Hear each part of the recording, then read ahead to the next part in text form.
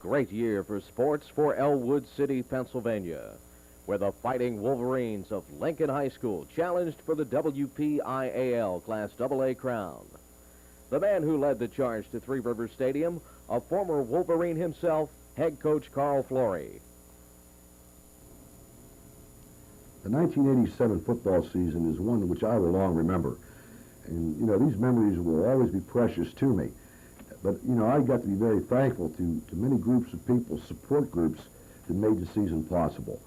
Our junior high school football coaching staff is a group that, seldom gets enough credit as far as our success. But they're the men that are out there scouting for us and helping us with our preparation, for the next week's opponent. And, I'd just like to say, really thanks to Louis Scaldone and Bubba Stramella and Mike Diotto and Jeff Wiley for the great job that they did for us throughout the year. Also, you can't get the job done and be successful without leadership. Our seniors this year were just a fantastic group of young men to work with. We had young men like Brian Spielvogel and Gino Iannelli and Ricky Young, who went in there and did the job for us on specialty teams, and even though many times they weren't getting the playing time some of the others were getting, their contribution was greatly appreciated.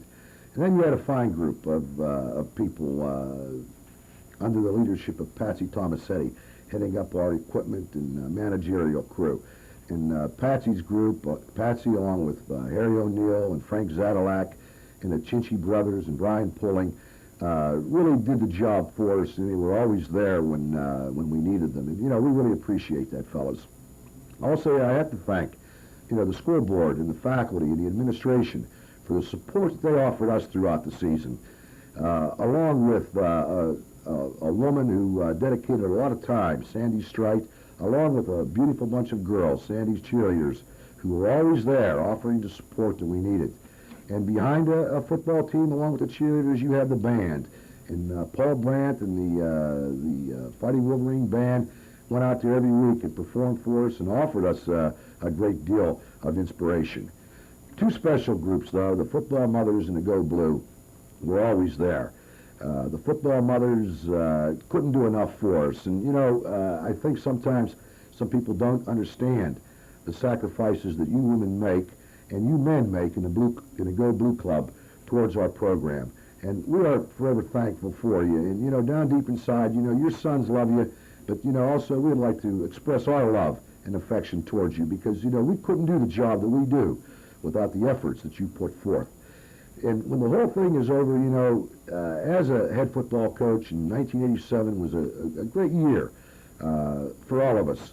And, these memories will last forever, and possibly because of a film like this that was made. Down the road in posterity, we'll all look at them later on in our lives and be proud of our accomplishments. But, I would like to say, again, to the players and to the coaches and to all these support groups, personally, thank you for the memories. It's been a great experience.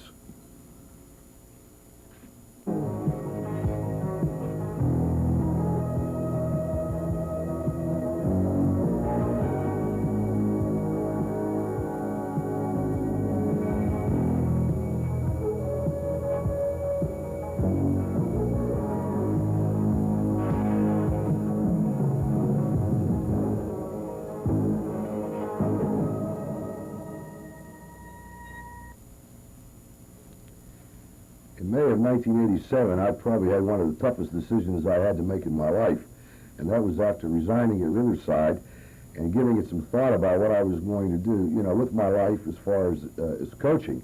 And the Ellwood City situation came up, and at times it was tough making that decision in May, but finally when I did, I found out that it was to be, one of the most important and satisfying decisions of my life.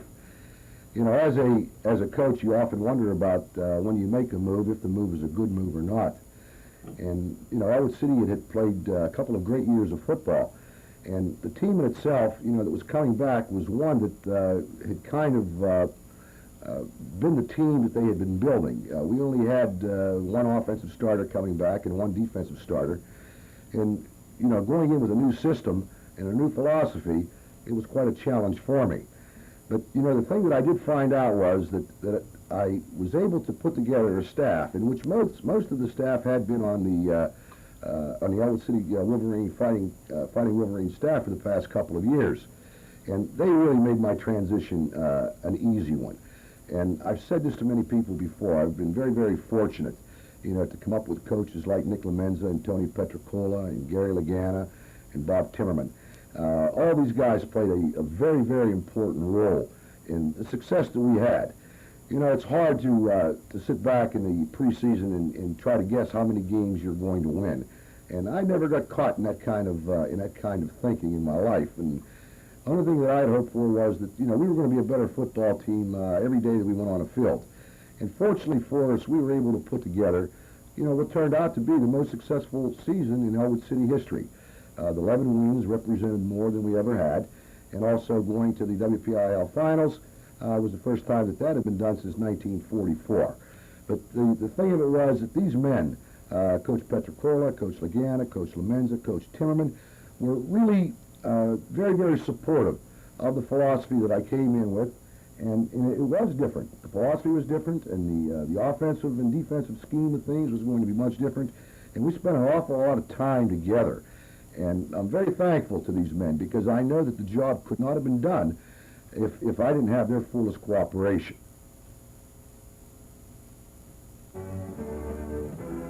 The season started with an exhibition game with Highlands.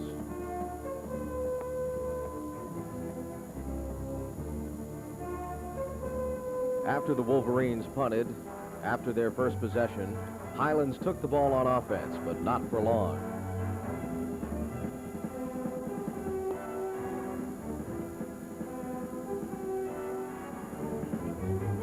Ellwood City went to work on the ground with Damon Thompson and Chris Ketterer carrying the mail.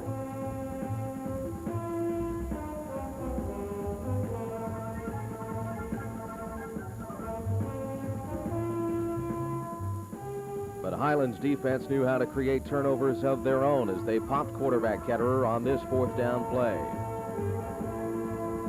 Ellwood returned the favor, and John Dwabono scored the young season's first points with 11:14 remaining in the half as Ellwood City on this field goal led 3-0. Highlands, however, wasn't about to be a pushover as this long pass on 3rd and 5 set up the game's first touchdown.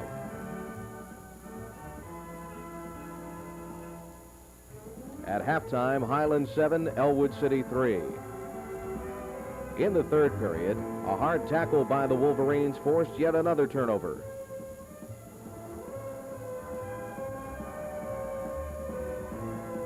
Ellwood's punishing ground game went right back to work.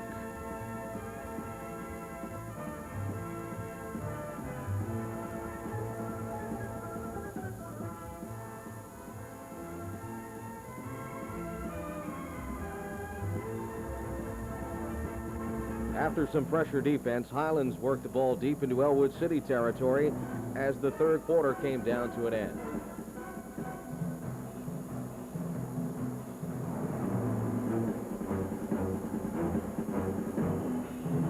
Highlands couldn't move the ball on 2nd and 3rd and goal. And they missed a short field goal, and the Wolverines had renewed hope in the fourth quarter, trailing only by 4. Late in the game, the Wolverines had their backs to the wall and were forced to punt, but the special teams went wild, led by Kurt Agostadelli.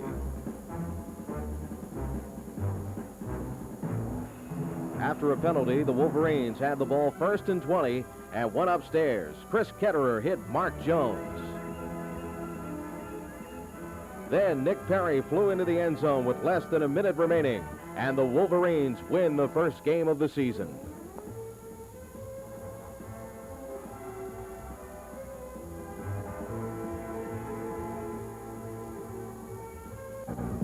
Week 2 brought on conference action, and the Wolverines had their ground-to-air missiles ready for the Slippery Rock Rockets.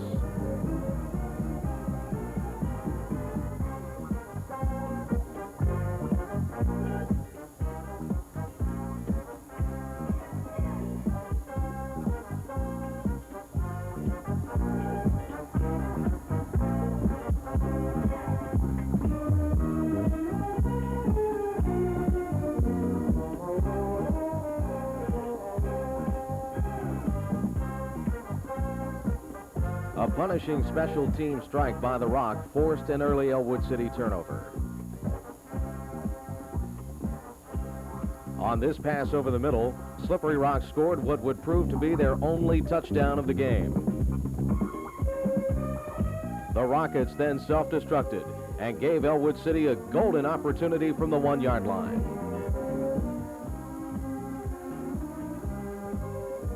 This Chris Ketterer sneak and the ensuing 2-point conversion run put Ellwood City ahead 8-7 with 5.5 left in the first half of play.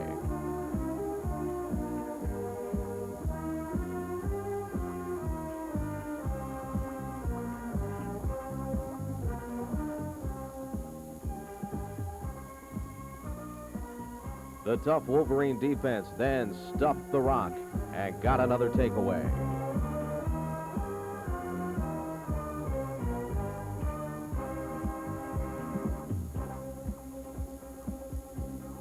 Ellwood City was back in business.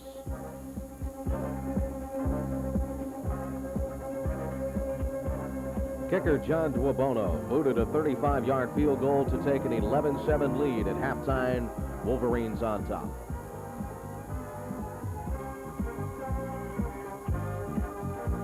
In the second half, Slippery Rock threatened, but the rally was short-lived as Nick Perry intercepted the ball and took it in, and the rout was on. Ellwood City 18, Slippery Rock 7, midway through the third period. This brilliant touchdown sweep was called back due to a holding penalty, but the Wolverines got a 26-yard field goal to make it 21-7. In the fourth period, Damon Thompson galloped all the way to the Rockets' 28-yard line, setting up this icing-on-the-cake score and point after touchdown with 8.5 minutes left. The Wolverines were now 2-0.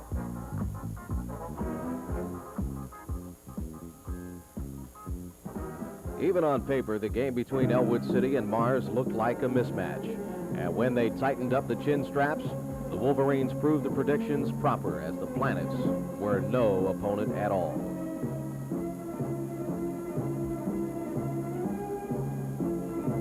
Damon Thompson, a sophomore running back, started the Planets' destruction.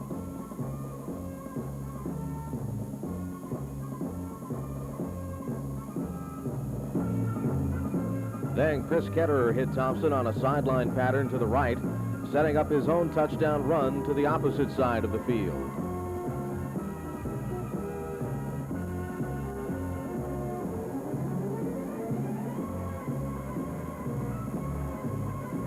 The special teams were super as well, and a blocked punt resulted in a Mark Jones touchdown.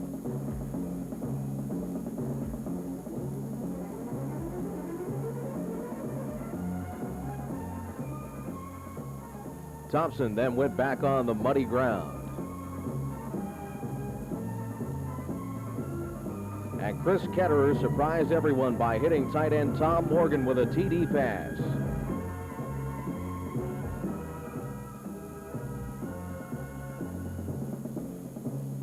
This crossbuck handoff went to Thompson again for his third run for touch in the ball game.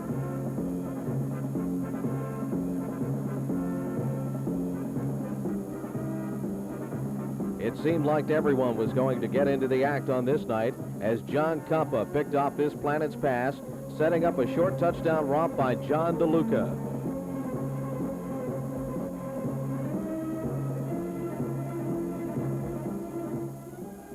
Sophomore Sean Van Gorder found a rare opportunity to score and stole this Mars pass for a 6-point payoff.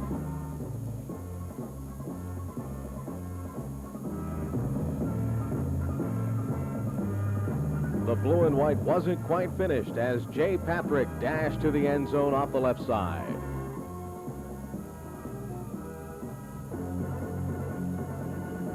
Mars did get on the board late, but it proved to be too late. The Wolverines were now 3-0, and Carl Flory was riding high.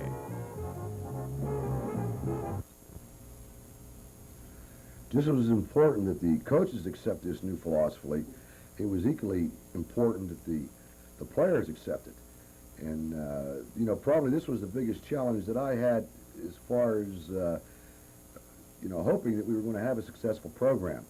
And, you know, I'm really glad to say that, you know, after we evaluated the program and the whole season in itself, these young men did an admirable job. And, you know, we grew from the stages where we had to learn one another to the stages where we cared for one another. And, you know, I sincerely mean this. I think that when that season ended, we really loved one another. So I'll always be thankful to the effort of those young men that they gave us, the Fighting Wolverines, and the great season that they were going to have.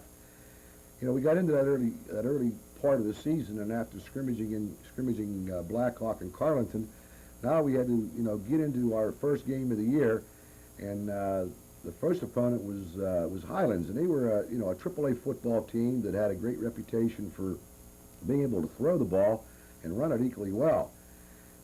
We had a kicker who had been out for football for his first time, a soccer player by the name of Johnny DeBona. And little did we know that he was going to come into and play such an important role as he did in the opening game. And, you know, this is another one of those areas where your coaching staff, you know, comes in and does the job for you. And Coach Timmerman had spent a lot of time with Johnny. And we won the football game 10-7, and we won it really with our specialty teams and great defense that was played. But on the specialty teams, Johnny kicked an extra point, kicked a field goal. Kurt Augustinelli made a big fumble recovery on a punt in which Marky Jones had kicked the ball loose. And, you know, really the specialty teams were going to come into great importance. Coach Lamenza, our defensive coordinator, was under fire for the first time, and some of the things that we were doing defensively, he and the players, you know, weren't really accustomed to doing. But, boy, they got the feel of it that day, and the defense came through and just played great football for us. The thing I think that we proved to ourselves in the first game against a good opponent was that, you know, football is 48 minutes long. And, you know, we didn't win that football game until the last minute of the game. And we adopted, like most football teams do, a little theory, a little slogan of our own. And it was, we had put T-shirts on the kids for that opening game, and it was, we never give up and we never let up. And I think that philosophy started right from that point on, and with a great victory against Highlands. Our next ball game, we went to Slippery Rock, and again our specialty team comes into prominence with Johnny DeBona, with our offense struggling quite a bit. Johnny DeBona comes through and he kicks 2 field goals for us, gives us a lead right before the half, and in the second half we were able to come out and kind of dominate the game from the offensive and defensive side of the ball. But up until that time that Johnny kicked that ball through the uprights to give us a 3-point lead, we were struggling. Fortunately for us, in the third game of the year, our offensive coordinator, Tony Petricola, I think was now getting the feel of what was going on, and the players were getting the feel of what was going on. And what we call our patented Full House Belly series really came into prominence that particular night. And even though Mars played a fairly good football game against us, they just weren't able to contain some of the things that we were doing with our faking game, inside and outside. And, you know, we finally got to feel it ourselves, well, maybe now we can be a decent offensive football team.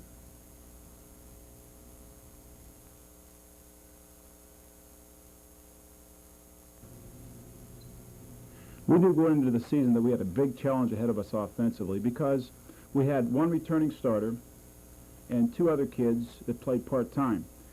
Chris Ketter, we knew, could provide great leadership for us because he had been under the gun before, and he had a proven record as far as winning ball games. Nick Perry, who was a defensive starter primarily for 2 years, spot played the previous year, and he was used primarily as a blocker. John DeLuca did not start till the 8th game of the year and was used basically as an outside person on sweeps and in the option game. So we knew that we had a big challenge ahead of us for the 1987 season. Obviously, our philosophy was going to be to run the football. Both Ellwood City and both Carl Flory's success was been predicated on the running game prior to the season. So we knew that in order to be good, and in order to get to the playoffs, you had to establish the running game. And like every good offensive team, you want to augment the power game with a little bit of explosiveness and the ability to throw the ball whenever you wanted to and not when they wanted to. So throughout the year, we were an adequate offense, not a great offense, but we were able to get some great performances from individuals who throughout the year showed a lot of dedication, a lot of courage, and there was an obvious commitment from their part to learn a new system. Nick Perry played 3 different positions back there. John DeLuca played 2 or 3 different positions.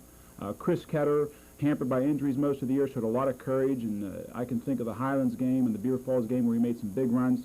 Damon Thompson, as a sophomore, scoring 9 touchdowns is a great accomplishment, and he gave us that little bit of explosiveness that we hoped to had going into the season.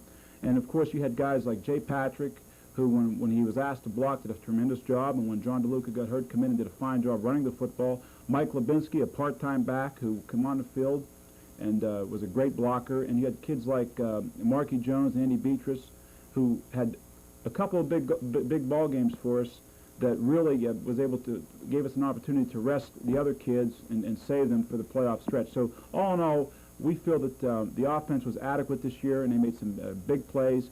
And considering what the adjustment they had to make, we're very satisfied, and hopefully this will lead to a stepping stone for the years to come.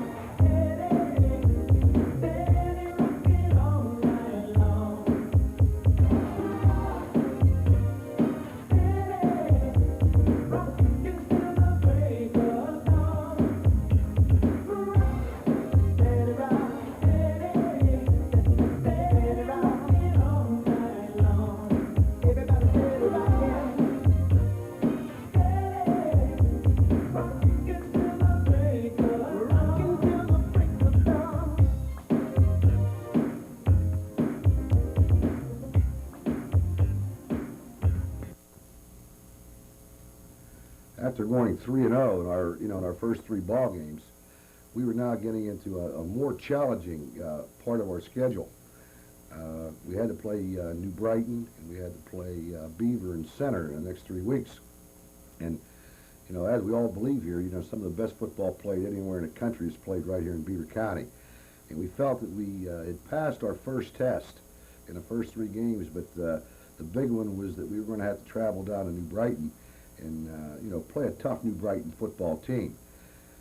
Fortunately for us, our kids really met the challenge square on.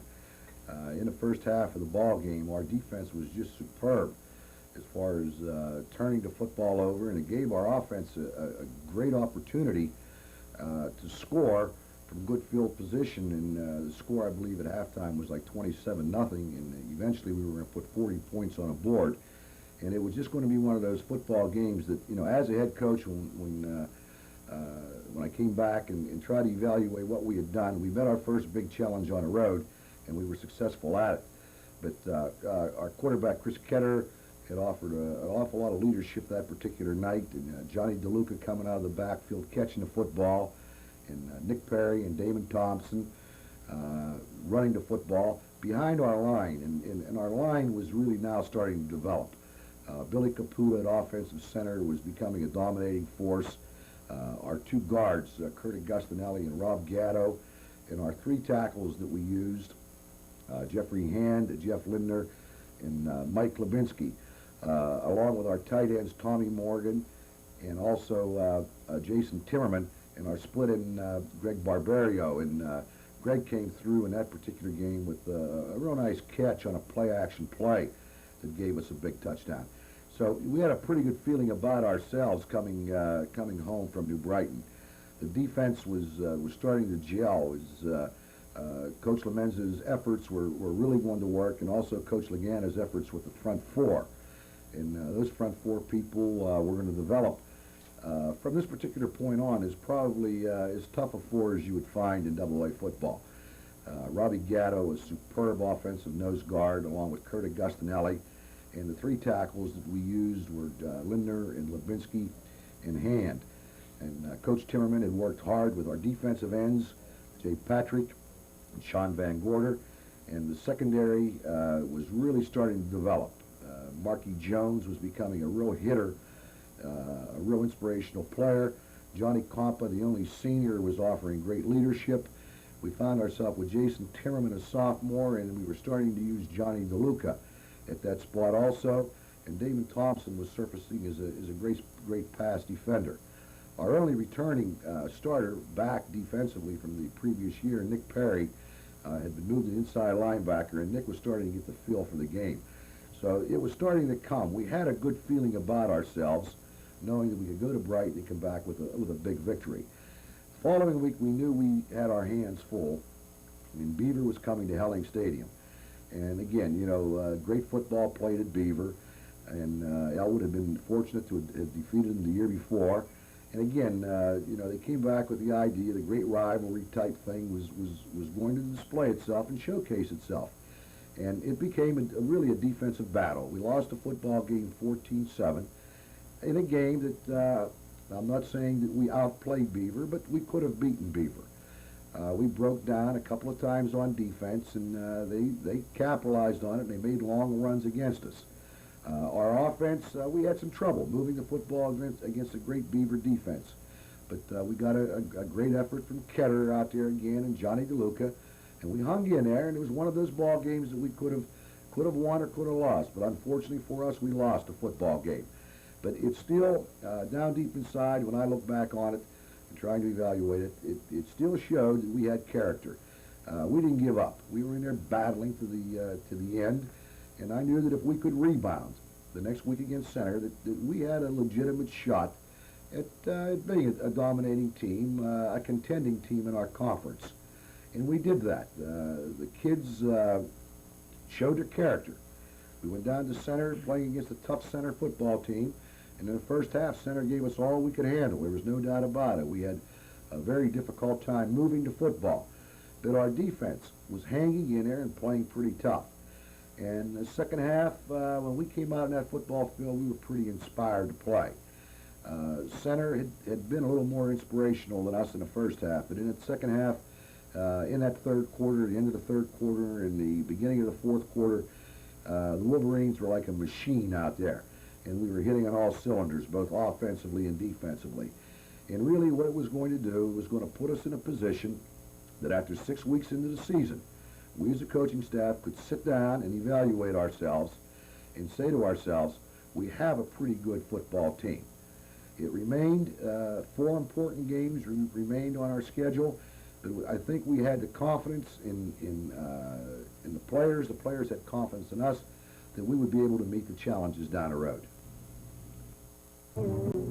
In 1986, the New Brighton Lions were one of the 2 teams to represent the Midwestern Athletic Conference in the WPIAL playoffs. Graduation and injuries in the '87 season changed the Lions' complexion, and the Wolverines went right after the Crimson and Gold.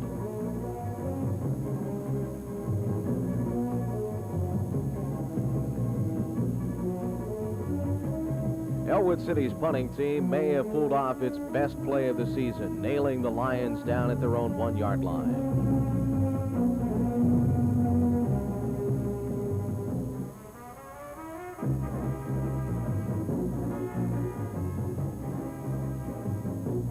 Damon Thompson took the football down to the 1. Then Chris Ketterer punched it in. Ellwood City 7, New Brighton nothing.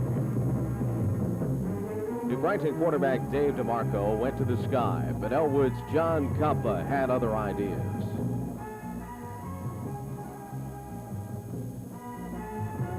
Chris Ketterer then sent Tom Morgan to the post and rifled in this juggled pass. Morgan held on even with triple coverage.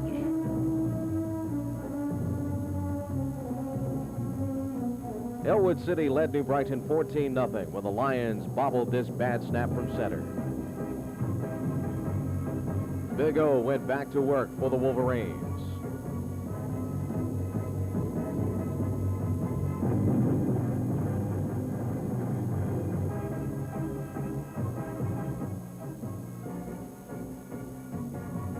Nick Parry cashes in another score. After missing a two-point conversion try, Ellwood City had a 20-0 lead, and New Brighton kept giving the ball back.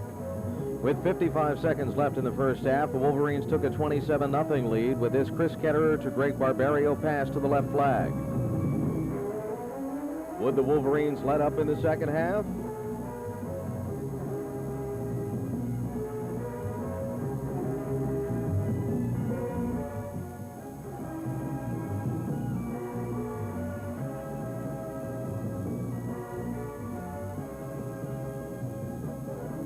Apparently not, as a mixture of passing and running is capped off by John DeLuca. The Wolverines 34, Lions 0. New Brighton boasts of Lion pride, and that pride got them on the board with 4:53 left in the third with some razzle-dazzle action.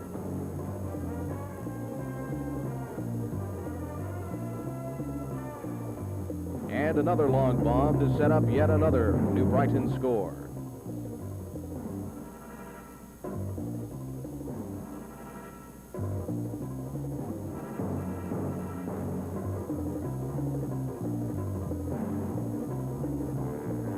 The Lions went for an onside kick, but Ellwood City recovered and started eating away at the clock.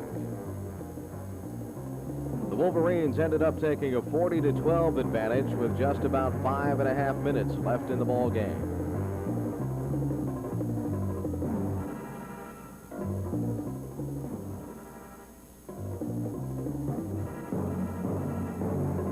Ironically, though, the game ended with the Lions scoring on an Ellwood City fumble run back.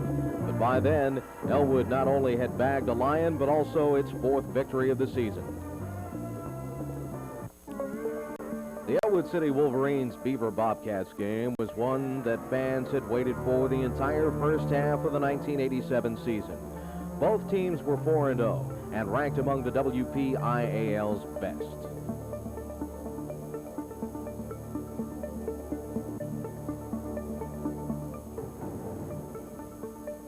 The game started out looking like a defensive struggle as Beaver's highly touted running game was being plugged by the Wolverines' defense. Both teams struggled in moving the football.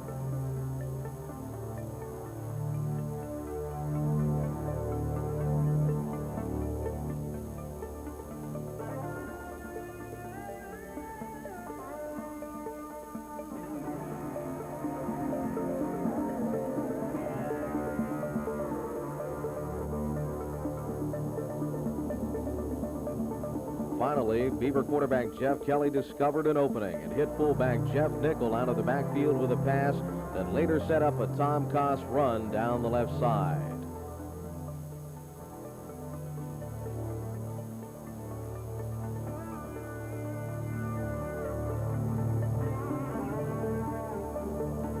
An eerie fog had begun to roll in at Helling Stadium, eliminating Ellwood's passing game, and the ground attack began to click.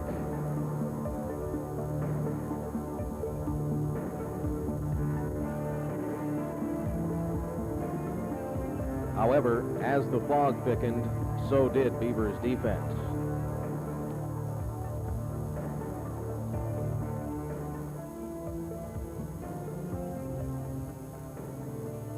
The Wolverines fell victim to the Bobcats' trapping game as D.J. Bradley sped to pay dirt for the Bobcats of Beaver.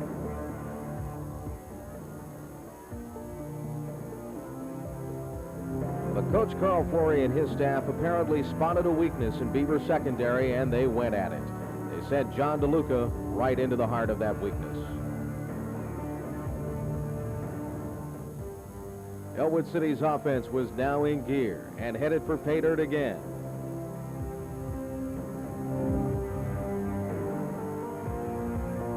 Chris Ketterer then went up top and capped the Ellwood drive with a touchdown pass to Damon Thompson. But time was on the Bobcats' side, and Beaver took the win.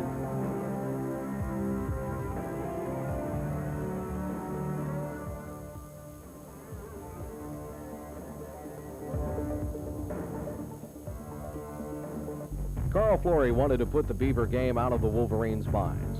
To do so, he needed a big win over the Center Trojans at Troy Stadium.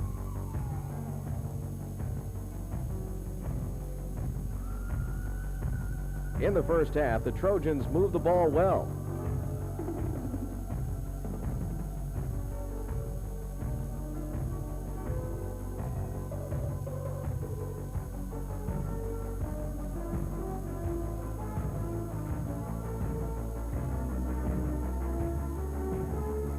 Ellwood City's defense caused the Center Trojans' drive to stall, and Ellwood took over. Chris Ketterer rambled for big yards on the last play of the first half.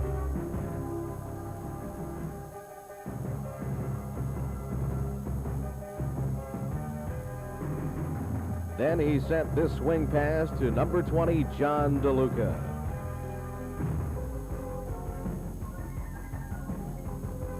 Then popped one to Tom Morgan for 6.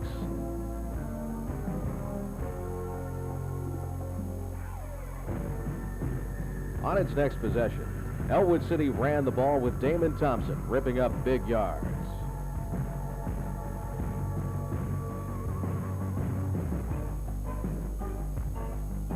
Thompson's run allowed Nick Perry to make his now patented dive play for the touchdown. Ellwood City 14, Center nothing.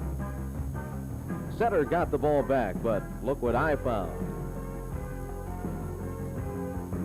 Seconds later, it was Perry again for a score. The Trojans trying to get their offensive act together, but this lateral was left to lie on the ground, and the Ellwood City defense covered it quickly. That miscue led to this touchdown strike by Chris Ketterer once again, and Ellwood was all over the Trojans. Another big Ellwood City sack for the defense, and the ball sprung loose. And how about this dazzling dash to the end zone for number 88, Mark Jones, the 5'8" junior for the Wolverines. A late Center touchdown had little consequence on the outcome of the game. The Wolverines were back on track. Ellwood City was 5-1.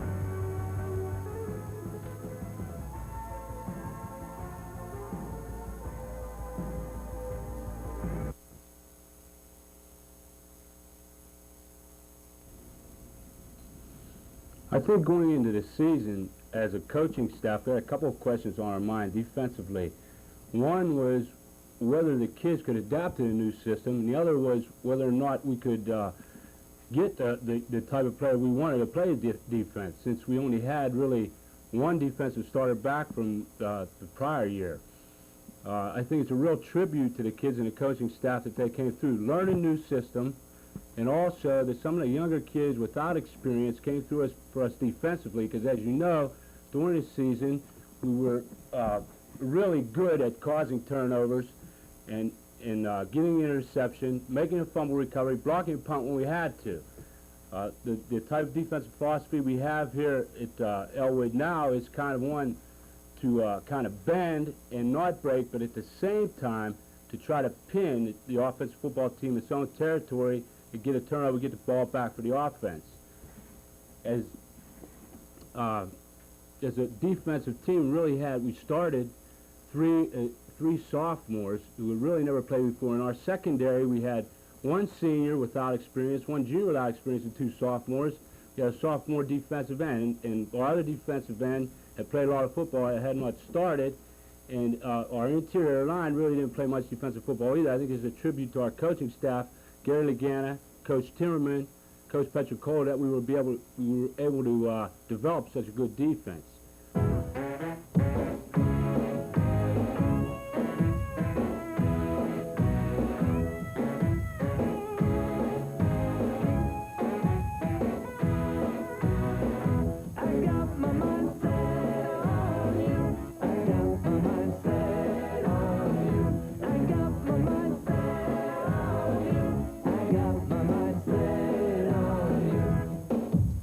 This time I know it's real.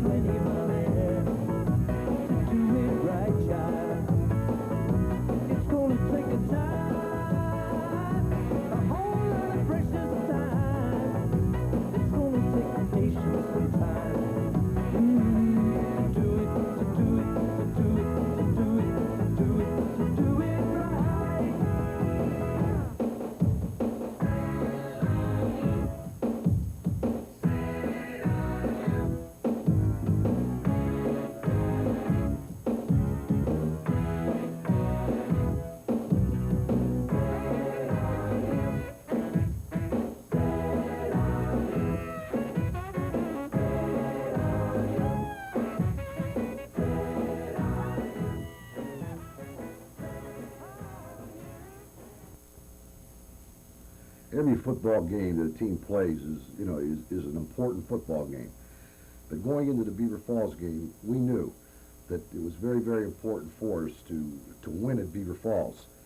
And you're going down there and playing at Reeve Stadium and against a great football team with great tradition, and knowing that they had high expectations of going on into the WPIL playoffs, we just said to ourselves, fellas, this is it. We've got to win, or there's not going to be any playoff force. And and I've been involved in many football games, many close football games in my life, and this was truly one of the greatest ones that I think is most satisfying wins I think that I've ever been associated with. It turned out to be, the kind of a game that may not sound too interesting when you look at the score, being the fact that we won the football game 7-6. But it was one of those games in which both teams went after one another, with great defensive play, hard offensive play, where they were just out there both knowing the importance of the football game. And, fortunately for us, we were able to go in. We felt that we had to control the football against Beaver Falls, and we did that with our ground game. Johnny DeLuca had a great game. Our offensive line blocked well. We ran behind Linder. We ran behind Augustinelli and Morgan and Caputa and Gatto and Hand throughout the night. Chris Ketter came through with a couple of big runs, and our defense just played superb. The ball game ends with Beaver Falls scoring, and they're going for 2 points, and our kids came up with a great play down there to stop the 2-point play. The three kids that stand out in my mind are Robbie Gatto, who made the first hit, Nick Perry and Johnny Compa, who came over and stopped them, and it was just a great victory for us. And, at this point now, we really realize now our destiny is in our own hands somewhat. If we keep winning, we have a chance. The next week, our football team had played a great win against Beaver Falls, and now we had to go against Freedom, who was becoming an outstanding football team. And Freedom came to our place, and boy, did they give us a football game. There was no doubt about that. Our kids hung in there, and I think our philosophy may have played an important role that particular night. The fact that we don't give up and we don't let up. And late in the ball game, they fumbled, and eventually we were going to take it in for a score and win the football game by, I believe it was a 10-6 or a 10-7 margin. And again, the field goal by Johnny, the punting game by Tommy Morgan, and the coverage aspect of the game kept us in there. And it showed a lot of courage and character on our part. Sometimes these things happen after you get a big ball game against Beaver Falls, and I don't think our kids let down. I think it was the fact that Mike Maricone had the Bulldogs ready to play against us, but we kind of dodged the bullet and stayed alive. The next week, we probably put together the most complete football game that we had of the year, and that was against Quaker Valley. Our offense and our defense were superb, and really we had the ball game under control, from the early aspects of the game. Week 10, we had to wait and see what happened in the Beaver Falls Beaver game, and Beaver Falls came up 2 points short against Beaver, and we knew we were going to the playoffs. We had to cross the creek and go to Riverside and play against the Riverside football team, which was ready to play. Coach Jairo had the Panthers ready, and it was a little bit of an emotional game for me, returning to a field and to surroundings which I had such great memories of. But the ball game had a lot of emotion to it. There was a lot of hitting. Both teams played very, very well, and it ended up kind of an exciting football game. We had taken a 28-0 lead, but they didn't quit. They hung on to their philosophy, and I believe the game ended up 28-22. But what it really did for us was it showed to us that you hang in there, good things will happen to you, and fortunately for us, we were going to go to the playoffs. The Beaver Falls Fighting Tigers in the preseason polls were picked to win the WPIAL title. But Ellwood City's Fighting Wolverines had different plans.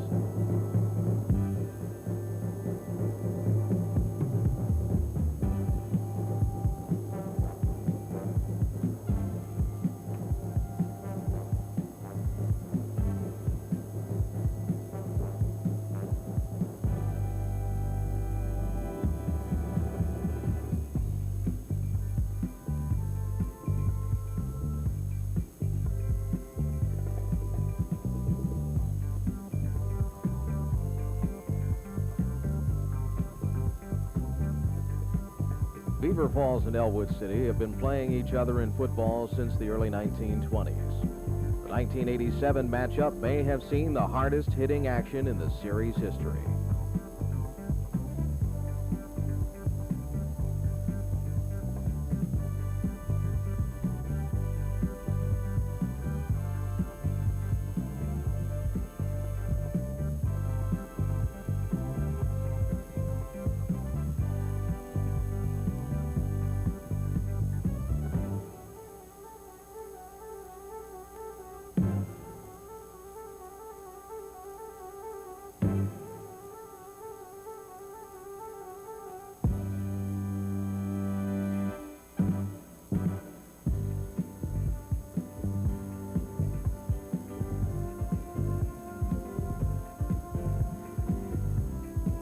Neither team could move the ball substantially in the first half.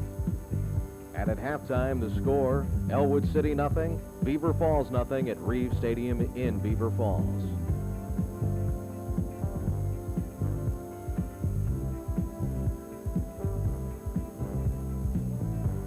The Wolverines took the second half kickoff and began a sustained drive from their own 24-yard line and chewed time off the third quarter clock.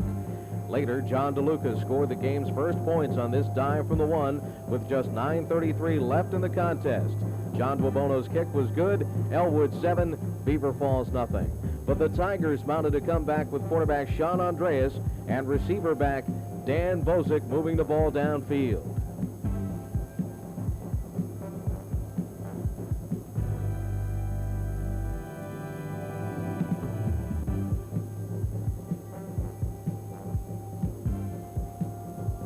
Andreas' pitch out to Dan Bozick got the Tigers on the board, but Ellwood City was clinging to a one-point lead.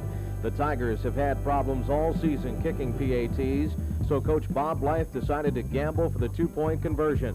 And perhaps the best defensive play of the best defensive game ever came with 41 seconds left. The Wolverines stopped the run and held the victory. The Wolverines were coming off a hard-hitting, emotional win over Beaver Falls. A letdown would almost be expected for the Freedom game. The Dogs knew it and gave the Wolverines a major scare.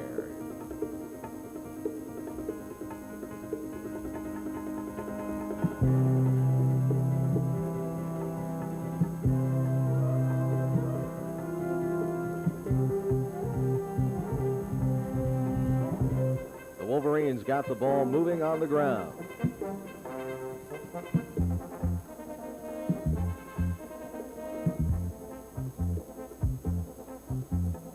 John DeLuca and Chris Ketterer had runs that set up Ellwood City's first score of the ball game.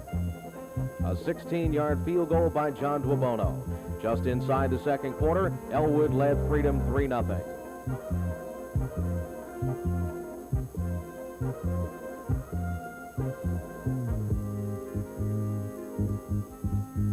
Freedom, however, to everyone's surprise, broke away with this 74-yard touchdown bomb and a 6-3 lead with 10:21 left in the third quarter.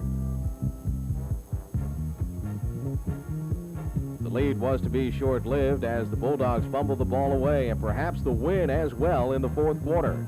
Jay Patrick recovered, setting up the only Ellwood touchdown of the evening. The Wolverines offense worked it downfield to the goal line with John DeLuca and Nick Perry taking turns carrying the football.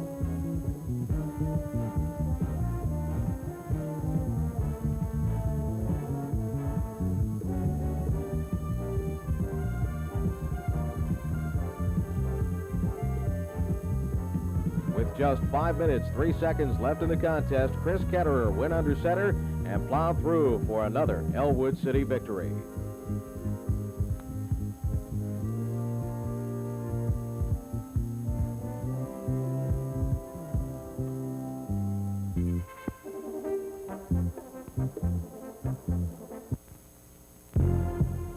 Quaker Valley may have won the coin toss to get the opening kickoff in the 9th game of the season, but that was as far as it went for the Quakers. Ellwood City was 7-1 and readying itself for the playoffs. The first drive of the game showed that Ellwood City was quickly becoming a finely tuned football machine.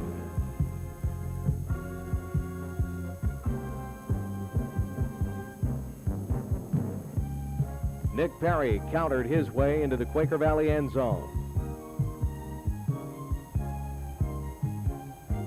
After Damon Thompson banged his way forward, Perry then stormed to the right side. Touchdown, Ellwood. All season long, the Ellwood City specialty team had been awesome. And tonight was no exception, as that unit set up a quick third touchdown run by John DeLuca. Then the defense took away this gem of an interception.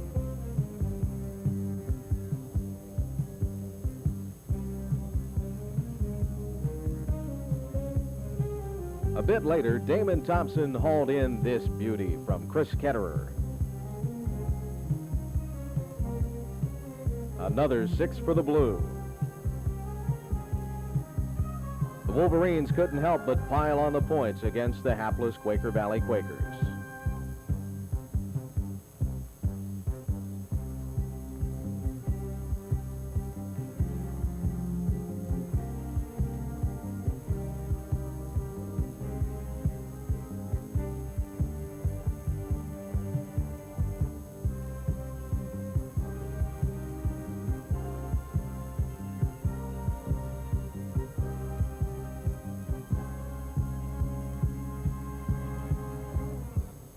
After 9 games, the Wolverines had lost but once.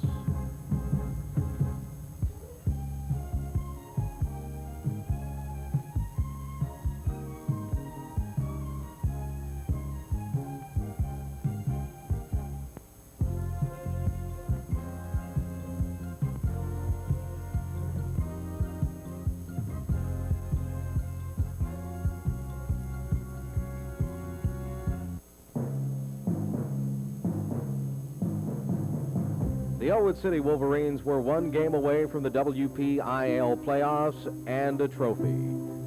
By the time the game started, it was assured that Ellwood City and Beaver were going to represent the Midwestern Athletic Conference in the WPIAL tournament. But the Riverside game was vital for bragging rights of the Connequenessing.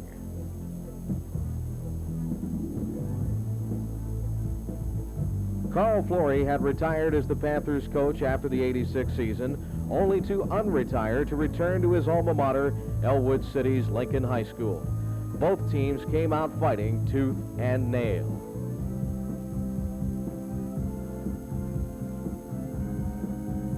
In the opening moments of the ball game, the Wolverines stayed with their steady game plan that made them 8-1, running and passing.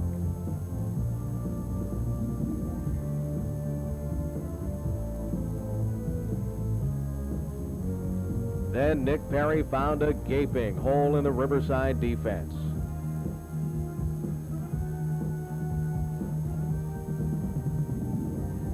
Three plays later, Jay Patrick took it into the end zone. Then Perry ran wild for another Wolverine tally.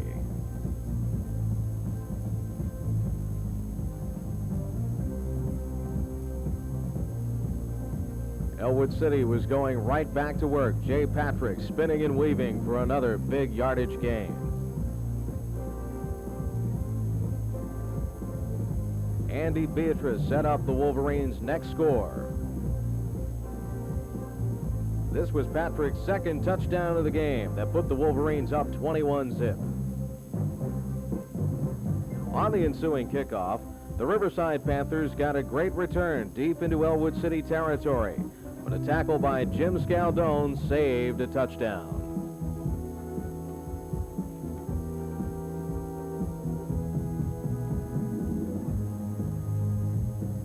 Intent on not letting Riverside into the end zone, the defense stopped the Panthers on a 4-play goal line stand.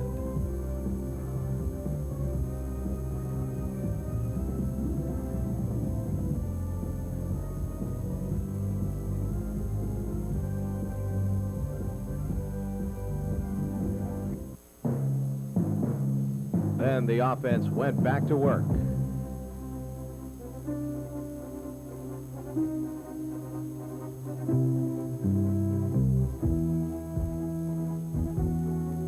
This drive was finished by a Mark Jones reception in the Riverside end zone. With 7:19 left, Ellwood City 28, the Panthers 0. The Panthers, however, came right back on their next drive, hitting on a touchdown pass and a two-point conversion, making the score 28-8 with just over 6 minutes left. Then, this Ellwood City miscue allowed the Panthers to repeat that same feat and cut the lead to 12 points.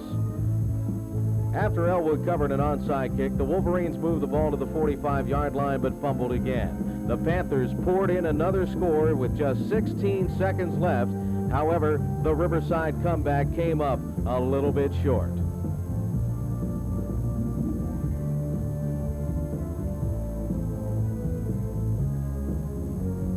(28-22) is the final, but Ellwood City was 9-1 and ready for the playoffs.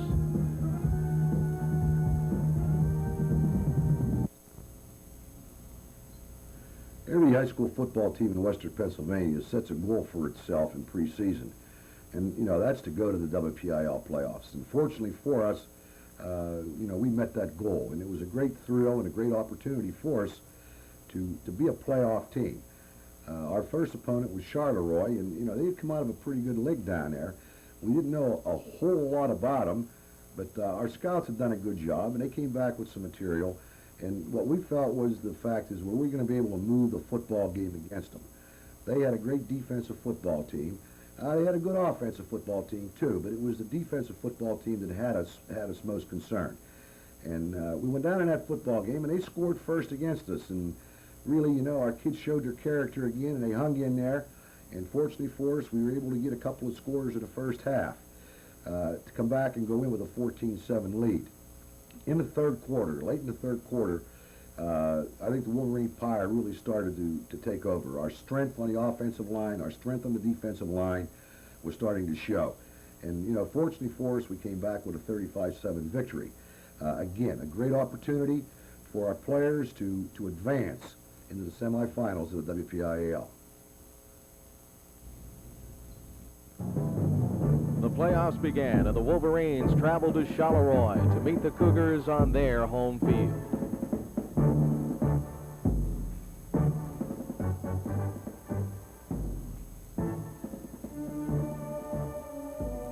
Right away, the Ellwood City defense went to work.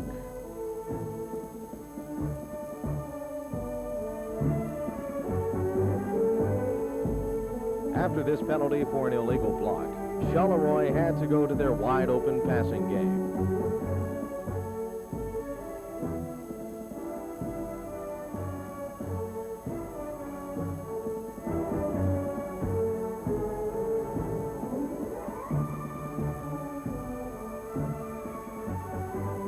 But the Cougars had to earn a rushing touchdown.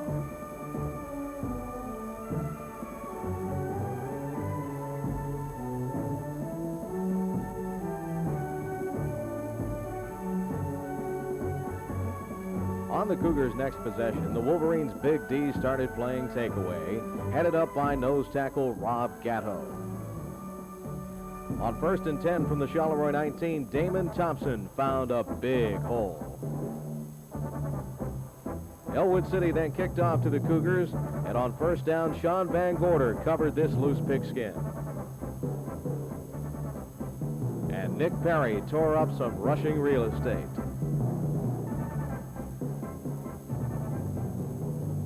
Then Chris Ketterer nailed Tom Morgan with a pass and a pinball machine-type run for the score. It was Ellwood City 14, Charleroi 7. Late in the third quarter, Mark Jones brought down this wounded duck for an interception.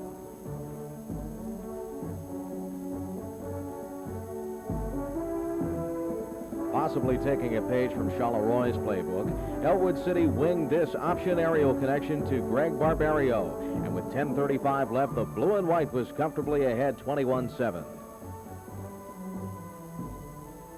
Charleroi then tried to force the ball downfield. However, Damon Thompson stepped up to make another defensive grab. Then, Jay Patrick and Nick Perry went to work on the ground, chewing up valuable yardage and time. And Perry took the ball in for another Ellwood City score. Another desperate pass. Another Wolverine interception. And another Damon Thompson touchdown from 50 yards away. The Wolverines win the quarterfinal matchup over Charleroi.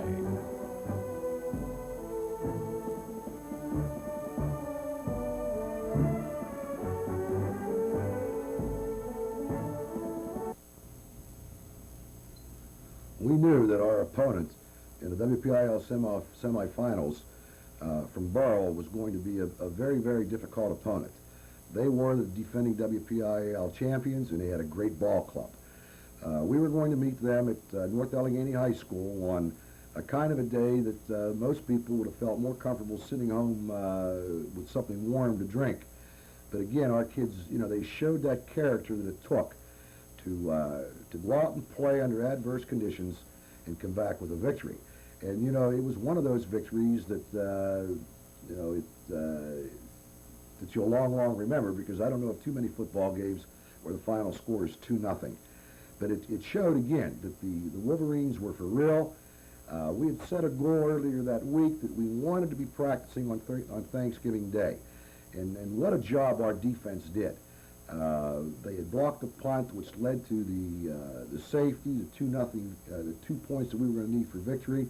Tommy Morgan kicked that football well for us all day long, and here we were, knowing that we were going to be, the first team since 1944 in Ellwood City history to go to the WPIL finals. So it was one which was very, very satisfying, and I'm sure we'll all remember the score in itself being 2-0, and the fact that here we go, Three Rivers, here we come. Indeed, the Ellwood City Wolverines had their sights set on Three River Stadium. But the biggest challenge of the season to date came against the Borough Buccaneers, the defending WPIAL champions. The Wolverines blocked this Bucks punt in the first quarter, setting up the Ellwood City offense, but Borough still looked impenetrable.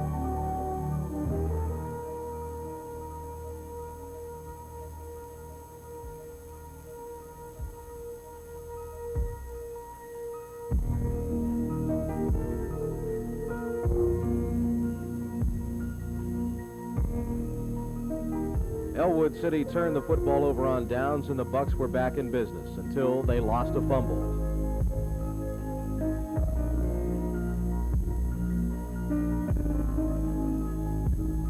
Running back Damon Thompson moved the ball to the 5, and the first quarter ended 0-0. In the second period, Nick Perry swept right, and the Wolverines tried to pound the ball up the middle, only to have the drive stopped on the 1. Playing deep in their own territory for the entire first half, Borough never had good field position. The snow on the field didn't help the running attack either, and the Wolverines' defensive front caused the only break of the game, a safety.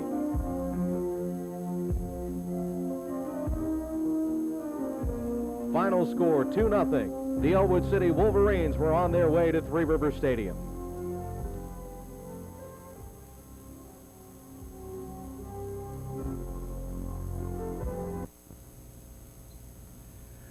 The fact that, we were going to the WPIL finals and playing at Three River Stadium is an accomplishment that I know that, that I will long remember. And I'm sure that the great coaching staff that I had, the players on that team who worked so hard to get there, will also long remember. And it was a very, very satisfying moment for all of us to go to Three Rivers and play. It was a little disappointing, when you stop the fact to think about the fact that you went that far and you didn't make it. But, our kids went out and we played a great game. We just met a football team that, that had a few weapons that, and on a couple of occasions, they exploited us with a long pass, and they had a great quarterback and great receivers, and they were truly a great football team, and as you will find in AA football. But when we came back into the dressing room following that football game, I just told our young people that, the disappointment will go away, and we will remember this day, because, it marked something in Ellwood City history. They put themselves into the books that they were the team to go in the 1980s, and they had accomplished goals that maybe some people thought were impossible. But you know, you got to give credit to those young men, those 15, 16, 17, 18-year-old Fighting Wolverines who laid it on the line and went out and played a great football game against Stowe Rocks in the WPIL finals. I know I am forever thankful, and will always be thankful to those people that made 1987 a year in which I will long, long remember and long be thankful to people for. Ellwood City had knocked off the defending WPIL champions Burrell, and Stowe Rocks beat MAC Conference rival Beaver to find themselves in the championship game at Three River Stadium in Pittsburgh, Pennsylvania. Blue Fever spread the length of Route 65 from Ellwood City to the Golden Triangle. The Viking players had only to cross the West End Bridge to get to the game, and they were ready to play.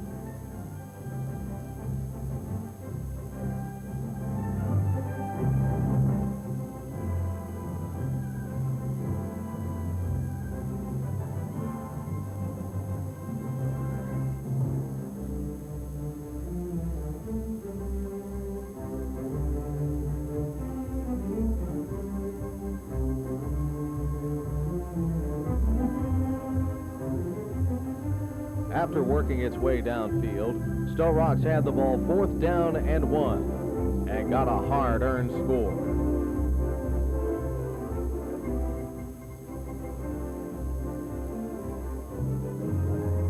This Thompson kickoff return set up Ellwood City with decent field position.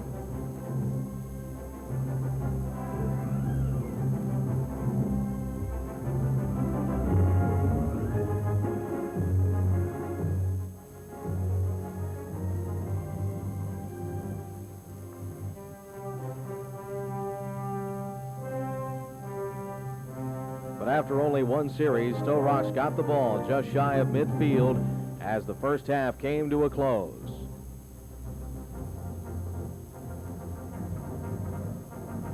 Halftime, and the Stowe Rocks Vikings led the Ellwood City Wolverines 6-0. Not since the mid-1940s had an Ellwood City football team even been to a WPIAL championship game. November 28, 1987 was a shining moment in the proud heritage of Wolverine sports. Not just for the players and coaches, but also for the faculty and administration, the cheerleaders and the band, the Go Blue Club, the parents, the fans. Everyone connected with Lincoln High School and the proud community of Ellwood City, Pennsylvania. The Wolverines had beaten great football teams like Burrell, Charleroi, and all but one of their MAC Conference opponents during the regular season. They had already held the high-powered Stowe Rocks offense to just 6 points in the first half. 24 minutes remained in the football season.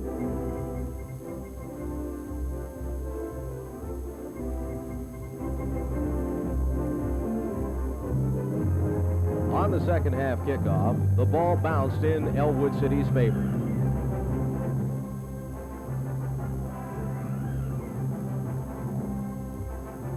Chris Ketterer and Tom Morgan went to work right away, getting the ball down to the 30-yard line. Nick Perry then crashed through the Vikings defense. But this halfback option pass was intercepted by Stowe Rocks at the goal line, and the Ellwood opportunity to score was lost for the time. Stowe Rocks sputtered under the pressure of the defense of the Ellwood City Wolverines.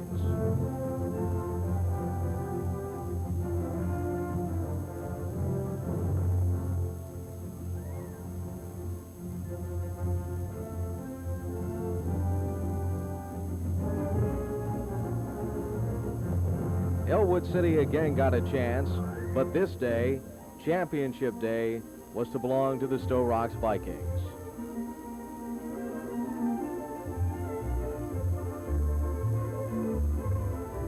Out of the 132 schools in the WPIAL, only 8 get to play in the 4 respective championship games and only 2 in the Class AA game.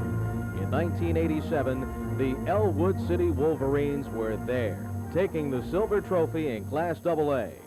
It was a super season.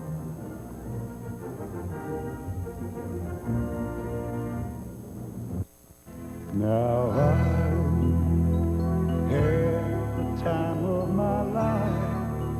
No, I never felt like this before. Yes, I swear it's a truth, and I owe it all to you.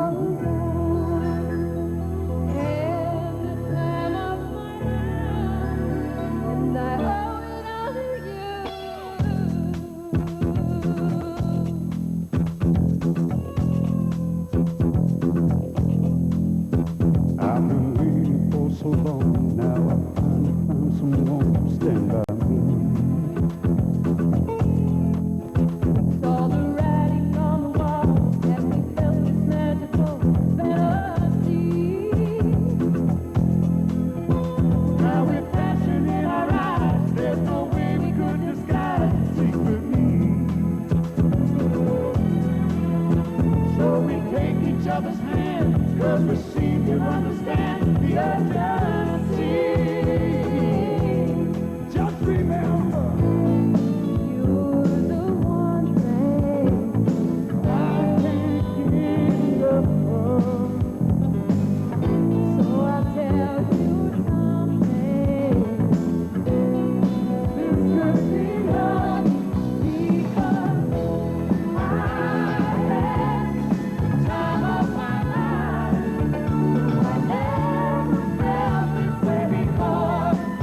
Yes, I swear it's a truth, And I owe it all to you. hey baby. With my body and soul, I want you more than you'll ever know. So we'll just let it go. Don't be afraid to lose control.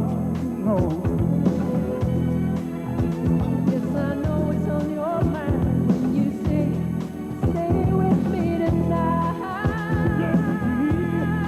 just remember, you're the one thing I can't get enough of. So I'll tell you something. This could be love, because I had the time of my life. Never felt this way before. I swear it's the truth, And I owe it all to you. 'cause I had the time of my life. And I searched in every open door till I found the truth, and I owe it all to you.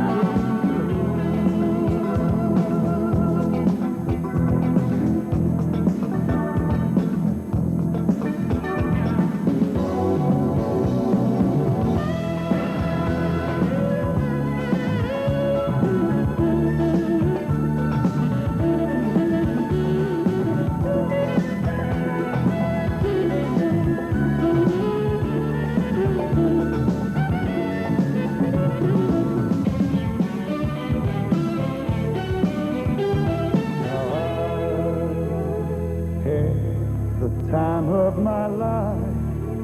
No, I never felt this way before. Never felt Yes, I swear it's a truth, and I hope